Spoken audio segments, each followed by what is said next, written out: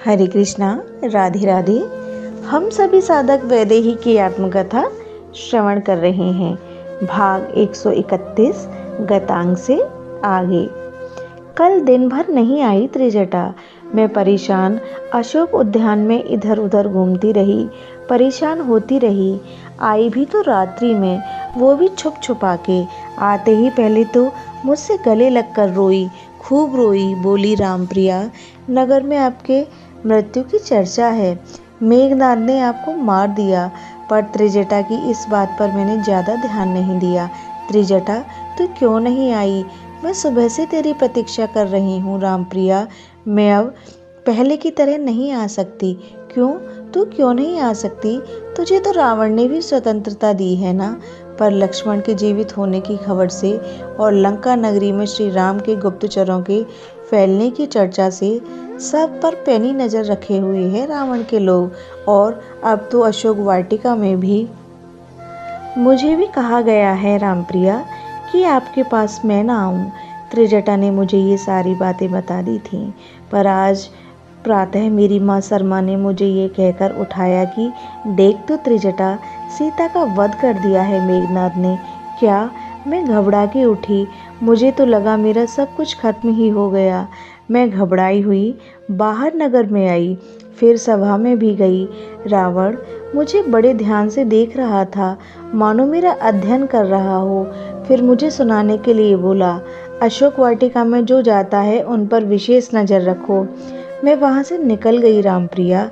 बड़ी जल्दी जल्दी बोले जा रही थी त्रिजटा। लक्ष्मण जीवित हो गया। रावण और मेघनाद फिर क्रुद्ध हो उठे थे। रावण तो बोला, सुषेण वैद्य ने हमारे साथ विश्वासघात किया है, मार दो उसे।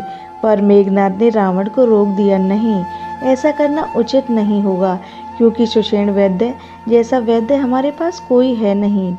रामप्रिया, फिर रावण को आश्वासन देकर फिर निकुंबिला देवी के मंदिर में गया मेघनाद। वहां जाकर उसने पूर्व की तरह आराधना की देवी की, वहीं अदृश्य रथ प्राप्त किया और युद्ध भूमि की ओर फिर चल पड़ा। पर रामप्रिया, इस बार सावधान थे श्री राम और लक्ष्मण। मेघनाद ने इस बार एक गलती कर दी कि उसने वानरों के ऊपर बाणों की वर्षा करनी शुरू कर दी थी। तभी क्रोध में भरकर एक बाण ऐसा चलाया सुमित्रा नंदन ने कि मेघनाद दिखाई देने लगा। उसकी वो अदृश्य शक्ति रामानुज ने खत्म ही कर दी थी। मेघनाद डर गया। तभी आंखें बंद कर ब्रह्मास्त्र का प्रयोग करने लगे लक्ष्मण। ये देखते ही भागा है मेघनाद। श्री राम हंसे। वानरों ने भागते मेघनाद को देखा तो तालियां बजाने लगे थे। हंसते हुए रामानुज लक्ष्मण ने बाण को धनुष से उतार दिया था। मेघनाद, हम लोग भागते शत्रु पर बाण नहीं चलाते। ये सारी बातें त्रिजटा ने एक ही सांस में सुना दी थी। फिर रुकी वो। मैंने उसे बिठाया। त्रिजटा ने अपने पसीने पोंछे, फिर एकाएक रोने लगी। रामप्रिया, आपको कुछ नहीं होना चाहिए। मैंने उसे संभाला, फिर पूछा, आगे क्या हुआ? रामप्रिया, पागल हो गया था मेघनाद। अब उसने अपनी माया दिखाई, केवल हनुमान को ही दिखाई माया, और कुछ बानर भी थे। इतना कहकर त्रिजटा फिर रुकी। आगे बताना त्रिजटा। मैंने फिर पूछा, माया से आपको बनाया मेघनाद ने? त्रिजटा बोली, मुझे बनाया मतलब? मैंने चकित होकर पूछा। हाँ, मायामयी सीता का निर्माण किया मेघनाद ने, और उस सीता को लेकर गया समरभूमि में। त्रिजटा की बातें सुनकर मैं स्तब्ध थी। मैं मार दूंगा सीता को, ये कहकर सबको बता रहा था मेघनाद। और रामप्रिया, वो मायामयी सीता चिल्ला रही थी, हे राम, हे लक्ष्मण, हनुमान, मुझे बचाओ, मुझे बचाओ। फिर क्या हुआ? मैंने पूछा त्रिजटा से।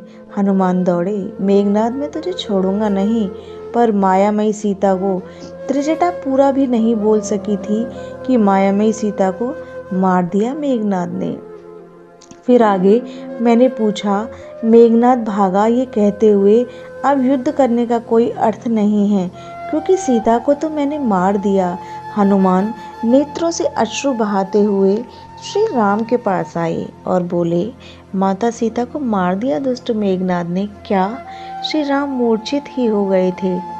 पर उसी समय मेरे पिता विभीषण ने संभाला और हनुमान से कहा, शव कहाँ है सीता का? हनुमान चौंके। बताओ, क्या उस स्थान पर सीता का रक्त गिरा? हनुमान तुरंत समझ गए विभीषण क्या कहना चाहते हैं। तो वो माया से रची गई थी।